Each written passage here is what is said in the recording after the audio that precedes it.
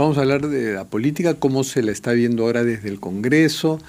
Vamos a hablar de los principales temas de la agenda del Congreso y el Ejecutivo, de la inseguridad, de la minería ilegal, de los genéricos, también de relojes, porque es inevitable y no es nuestra culpa. Culpa de la presidenta por ser tan frívola y relajada en este tema. Y vamos a conversar con el vocero de la bancada más grande y disciplinada que hasta ahora le queda a nuestro Congreso. Él además es congresista por la región de Piura. Gracias por acompañarnos, congresista Eduardo Castillo. Fernando, buenas noches. ¿Cómo estás? Muchas gracias. Bueno, a ustedes les tocó ahora pues estar en el primer día de la ronda del premier Gustavo Adriancén con las bancadas de oposición.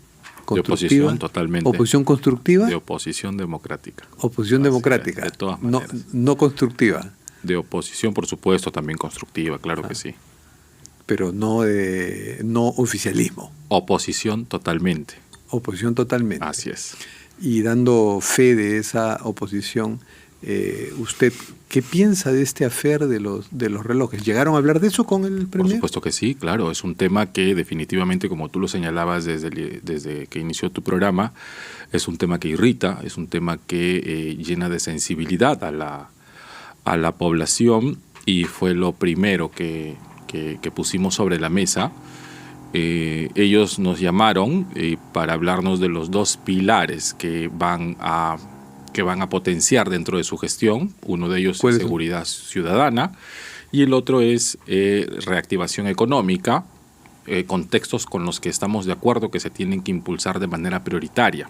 Pero ¿están de acuerdo en que el pilar de la seguridad ciudadana esté encarnado en el ministro Víctor? A ver, primero para comentar de que nosotros siempre hemos estado detrás de este tema. Como congresista de la región Piura, vine impulsando la declaración de emergencia en la provincia de Sullana, provincia de donde soy. Los números no favorecían, la gente seguía muriendo, las extorsiones aumentaban y hicimos un llamado al gobierno, al Ejecutivo.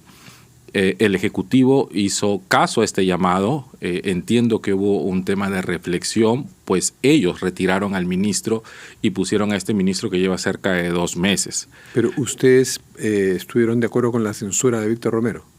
Por supuesto, de Vicente Romero, sí, la ministra hizo el cambio del ministro, la presidenta hizo el cambio del ministro, y bueno, ahora lo que tenemos que y también se lo dije al señor premier hoy, es sincerar cifras para poder ver en qué circunstancias se encuentra. Pero lo que no me habla de censura a Víctor Torres Falcón, como que al haber censurado a Vicente Romero ya no quieren caer tropezar con la misma piedra. Como bancada no hemos tomado la decisión, estoy en calidad de vocero, no podría decirte cuál es la decisión que vamos a tomar, si apoyamos o no apoyamos a la censura. ¿Tiene alguna opinión personal al respecto? Preferiría mantenerme en la calidad de vocero para escuchar a todos los compañeros de bancada y poder dar una posición fija como fuerza popular. Pero sí, y además como suyanense o suyanero, como suyanero le debe preocupar mucho las medidas que se tomaron. ¿Ha sido eficaz el estado de emergencia en Sullana? Bueno, yo he recorrido varias comisarías para monitorear números, para monitorear operativos de lo que se estaba haciendo en el estado de emergencia. Ellos como institución, como Ministerio del Interior, las diferentes comisarías nos daban los números, nos enseñaban las denuncias, el número que venía bajando progresivamente de extorsiones, de muertes. Pero la frontera con Ecuador, seguía que activa, es más grande que la de Tumbes, que la de toda la región Tumbes. Y los Tumbes. venezolanos seguían llegando. Sigue siendo una coladera. Y sigue siendo un problema. Sí, claro, por supuesto. Si tú vas al norte del país, sigue siendo una coladera. Entonces, al premier ahora le hablaron de los relojes, le dijeron que tiene que haber una posición sólida del Por supuesto, gobierno. Claro, ellos no pueden minimizar el tema, decir que es un tema personal de la señora presidenta. O hizo ese intento el premier ayer, pero ahora se ha dado cuenta que ellos tienen que dar respuestas contundentes. Es más, nosotros todos los funcionarios públicos llenamos nuestra declaración de bienes y muebles, inmuebles y rentas.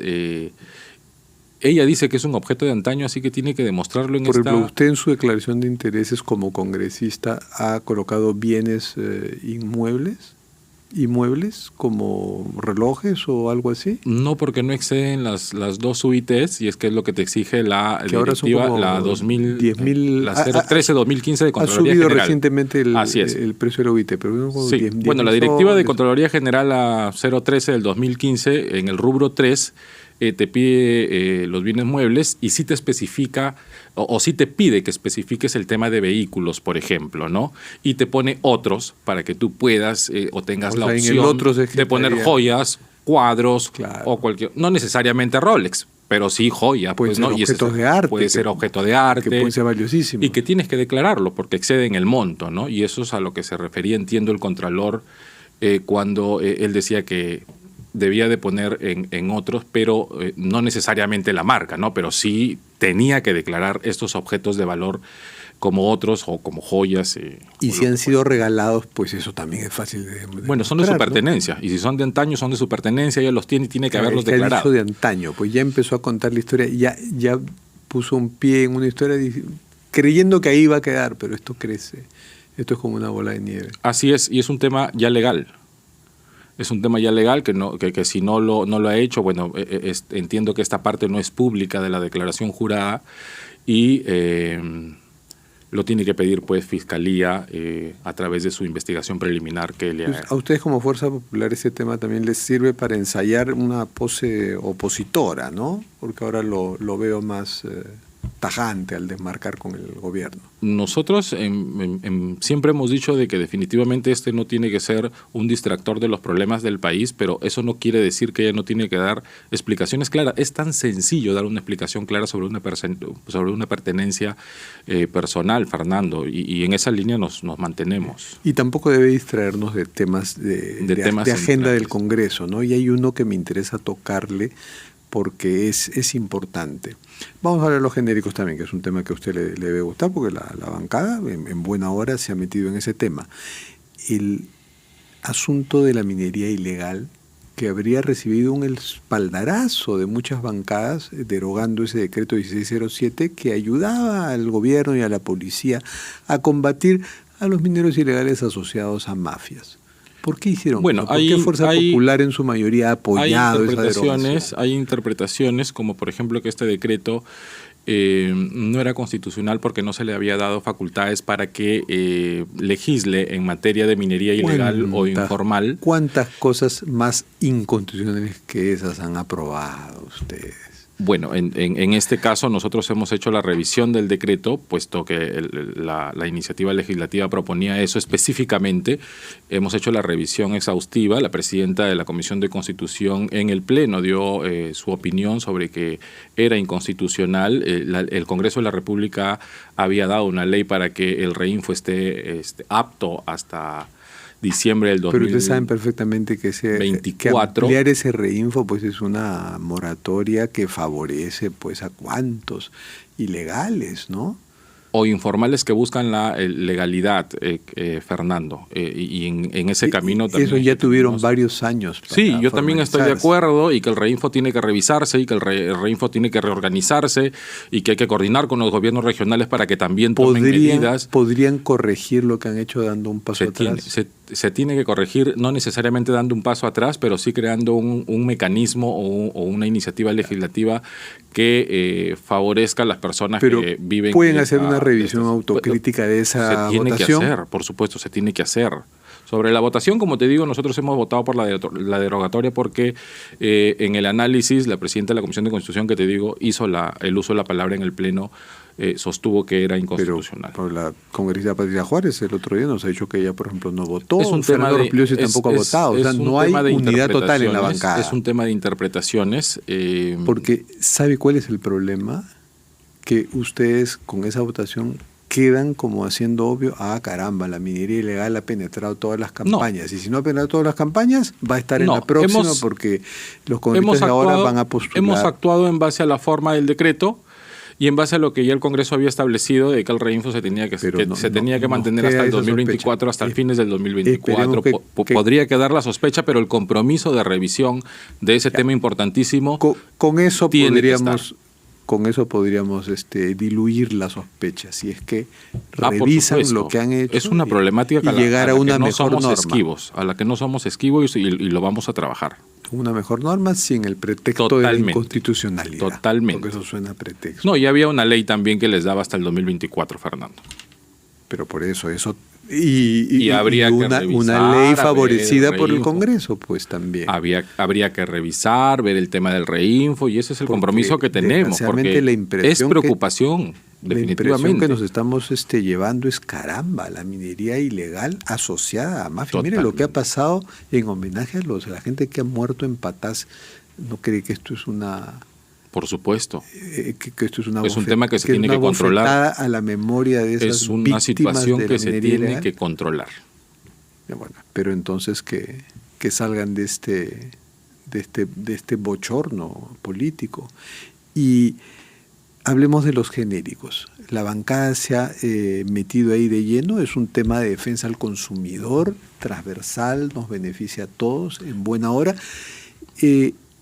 ¿Usted tiene la lectura de que ha sido una manera de decir, después de lo desgastante que ha sido la Junta Nacional de Justicia, para qué se compraron ese pleito, todavía no lo sé, veamos algo que de veras sintonice con alguna de las preocupaciones populares, que es la salud? Nosotros, nuestra bancada, que desprende de un partido, tenemos la práctica de hacer un trabajo con las bases, con la gente de a pie, y en base a lo que recogemos es que nosotros salimos a tomar alguna decisión en base a la crisis que la gente vive, y es que así hemos nosotros presentado estas iniciativas legislativas. En el caso mío he presentado una para defensa del consumidor en el rubro farmacéutico específicamente. ¿También? ¿Cuál? Sí, para que el consumidor pueda hacer una denuncia al Ministerio de Salud, y el Ministerio de Salud, en un proceso célere de 45 días, acompaña al consumidor a Indecopi para que se le dé una respuesta en 45 días. Siempre Indecopi sería siendo sí, por supuesto, en ese caso, el ente de vigilancia de los derechos del consumidor, pero que Salud ayude. Las instituciones fiscalizadoras y reguladoras tienen que funcionar. Ya, entonces, su ley haría que haya una instancia en Salud que sea una especie de defensoría del paciente. Así es, del consumidor en el rubro farmacéutico. Así es, que no nos impongan medicamentos o que se pueda... Y que canalice y ayude para que Indecopi resuelva. Así es. Pero uno también puede ir directamente a Indecopi, ¿no? Y nosotros estamos dando 45 días hábiles para que se resuelva la denuncia del consumidor. En el rubro farmacéutico específicamente. Específicamente en el rubro farmacéutico. O sea, no me dieron mi medicina, no la encontré, estando la farmacia obligada a tener stock. ¿Puede poner un ejemplo para entenderlo bien? O me ofrecieron otro medicamento que no era, con el cuento de que no había, o que suplía el de acá, o que suplía el de allá. Muchos pacientes vamos a las farmacias para comprar algún medicamento genérico, finalmente no te lo venden. Y este stock tiene que estar. Me temo que quienes residimos en Lima estamos pensando mucho pues en un mercado donde uno no encuentra en una farmacia y tiene una a 3-4 cuadras, incluso si es una cadena, como estas cadenas grandes que dominan el mercado, por lo menos el limeño, en la misma farmacia le pueden decir, acá no tenemos, pero puede encontrar en la de 10 cuadras más allá. Pero ¿qué pasa en las poblaciones donde hay una sola farmacia que no es de cadena? Y ahí entra otra iniciativa de ley donde todas las farmacias tienen que tener un stock de una cantidad específica de genéricos. Pero según me decía la congresista Patricia Juárez, que es la autora de otro proyecto, pero que es complementario, ¿no? Con Ernesto Bustamante, su correligionario. Debe haber un stock de 30%, pero de esa exigencia libran a las boticas pequeñas, a las farmacias pequeñas.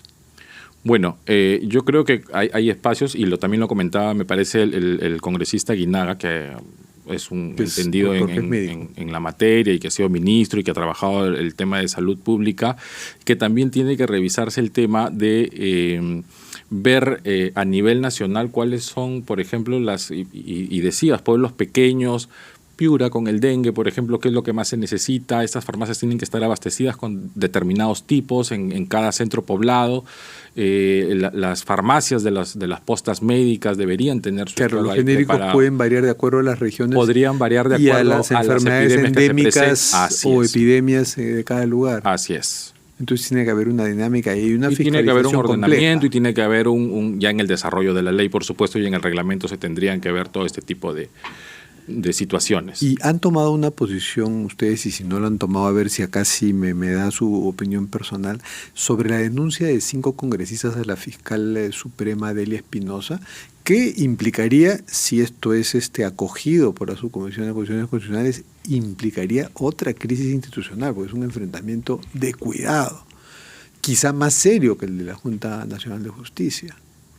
Bueno, habría que ver qué decisión toma la Subcomisión de Acusaciones Constitucionales con la denuncia que están presentando, ¿no?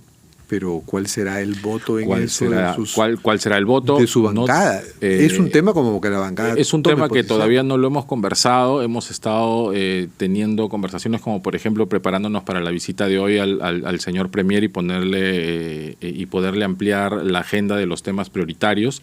Pero yo creo de que todo procedimiento tiene que llevarse a cabo minuciosamente, ¿no? Si hay una denuncia constitucional, nosotros estamos ahí. Yo soy parte de la subcomisión, todavía no hemos revisado la denuncia que han preparado los 5 congresistas y vamos a estar muy atentos, por supuesto, para darte una opinión mucho más. 5 congresistas que no son unas joyas, parte de 14 entre los... O que son unas joyas. ¿Ah? O que son unas joyas.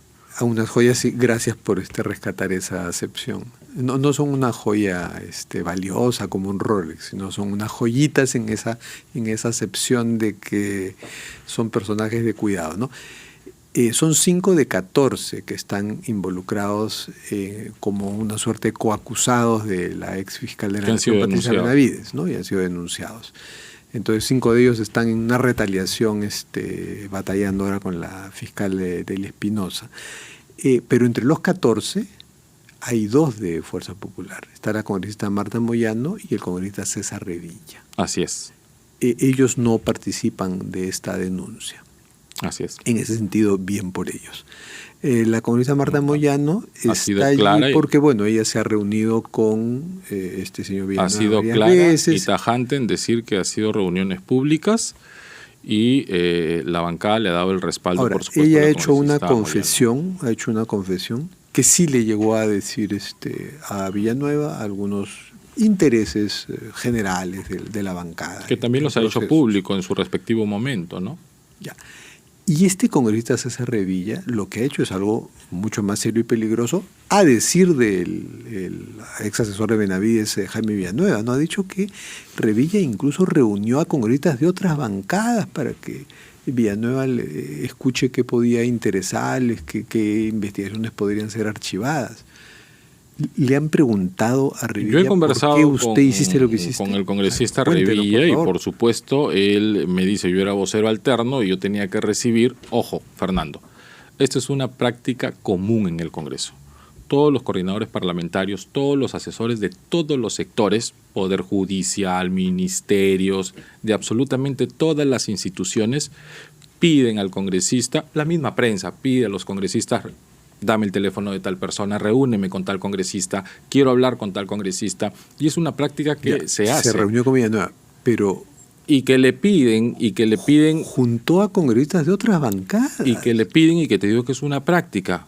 O sea, pero que yo no recuerdo, pero sí, sí recuerdo que me hayan pedido algún contacto. Ahora, el asunto es que el propio Villanueva cuenta... Para impulsar situaciones que están en el Congreso. El propio Villanueva cuenta que Revilla es conocido de Emma Benavides, la hermana de Patricia Benavides, que creo que es la que...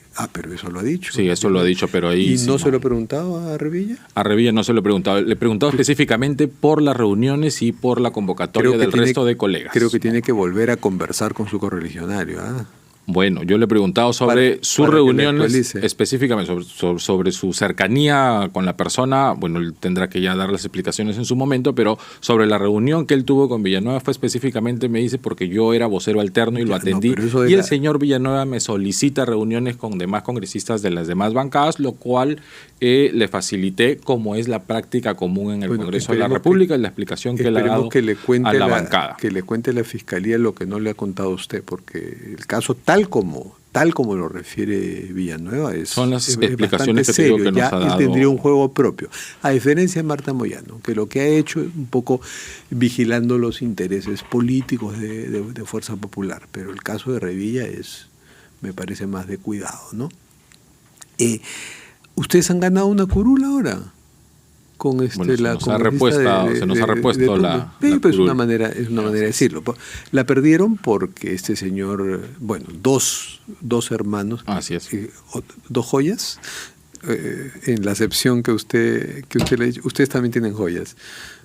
Nosotros hemos denunciado a la congresista María Cordero, la hemos expulsado de la bancada y hemos votado a favor de su sanción, hemos votado a favor de su inhabilitación y hemos votado a favor de que se le levante el lo sé, y en ese sentido político. Han hecho bien.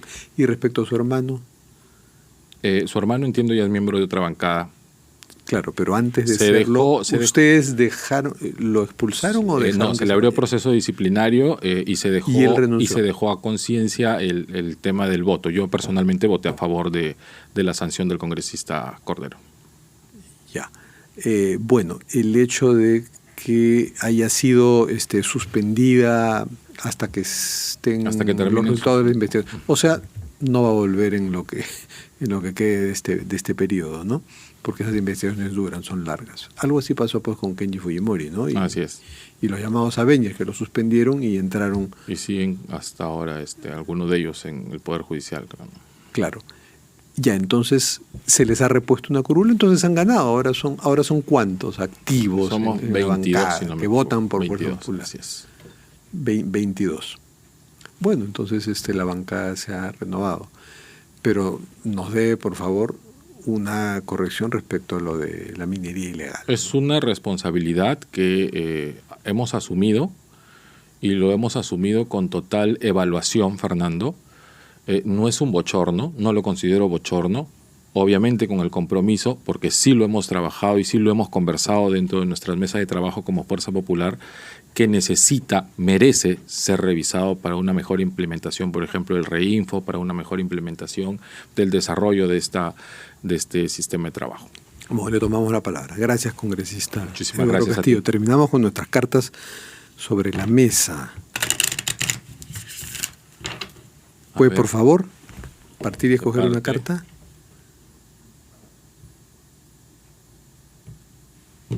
Escoja una carta y la lee, por favor.